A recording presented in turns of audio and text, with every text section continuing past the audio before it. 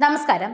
Yemen മേഖലയിൽ കപ്പൽ ചാലിൽ വൻ ആക്രമണം അഴിച്ചുവിടുന്ന ഹൂതികൾക്കും ഇവർക്ക് ആയുധം ഉൾപ്പെടെയുള്ള സഹായം എത്തിക്കുന്ന ഇറാനും മുന്നറിയിപ്പുമായി അമേരിക്കൻ പ്രസിഡന്റ് ഡൊണാൾഡ് ട്രംപ് എത്തിയിരിക്കുന്നു.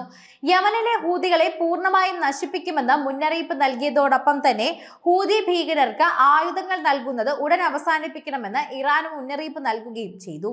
യമനിലെ ഹൂതി കേന്ദ്രങ്ങളിൽ US വ്യോമസേന ആക്രമണം നടത്തുന്നതിനിടയിലാണ് ട്രംപിന്റെ ഈ ഭീഷണി. ചെങ്കടലിൽ തന്നെ അമേരിക്കൻ കപ്പലുകൾക്ക് നേരെ ഹൂതികൾ ആക്രമണം നടത്തിയ സാഹചര്യത്തിലാണ് അമേരിക്ക ഹൂതികൾക്ക് നേരെയുള്ള വ്യോമാക്രമണം കടുപ്പിച്ചത്. യമനിലെ ഹൂതി വിമതർക്ക് നേരെ തന്നെ അമേരിക്ക ആക്രമണം തുടരുന്നു.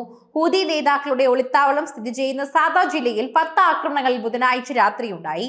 ഹൂതികളുടെ പ്രധാന പരിശീലന കേന്ദ്രവും ആയുധ സംഭരണശാലയും ഇവിടെ സ്ഥിതി ചെയ്യുന്നുണ്ട്.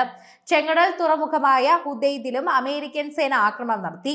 ഗാസയിലെ സൈനിക നടപടിയുടെ പേരിൽ ഇസ്രായേലിനെതിരെ വരും ദിവസങ്ങളിൽ ആക്രമണം ഉണ്ടാകുമെന്ന് ഹൂതികൾ മുന്നറിയിപ്പ് നൽകി. ഇസ്രായേലി വ്യോമതാവളത്തിൽ തന്നെ ബാലിസ്റ്റിക് മിസൈൽ ആക്രമണം നടത്തിയെന്ന് ഹൂതികൾ അവകാശപ്പെട്ടെങ്കിലും ഇതിന് തെളിവ് നൽകിയിട്ടില്ല.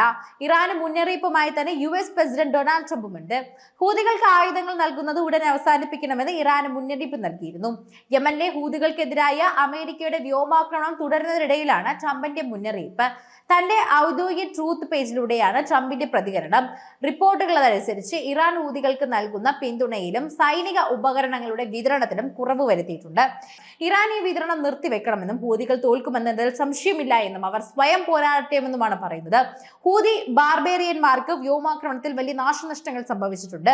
ഇത് ന്യായമായ പോരാട്ടമല്ല എന്നും അവർ നശിപ്പിക്കപ്പെടുമെന്നും ട്രംപ് തന്റെ ട്രൂത്ത് പോസ്റ്റിൽ കുറിച്ചു. അതേസമയം യമൻ തലസ്ഥാനമായ സനായിലും ഹൂതികളുടെ ശക്തികേന്ദ്രങ്ങളിലുമൊക്കെ അമേരിക്ക വ്യോമാക്രമണം തുടരുകയാണ്.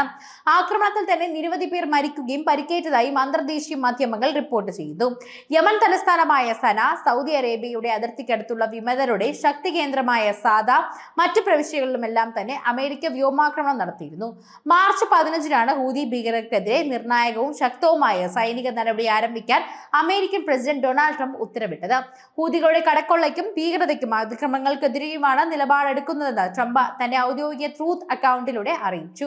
ഹൂതികളോട് നിങ്ങളുടെ സമയം അവസാനിച്ചിരിക്കുന്നെന്ന് ട്രംപ് വ്യക്തമാക്കിയിരുന്നു.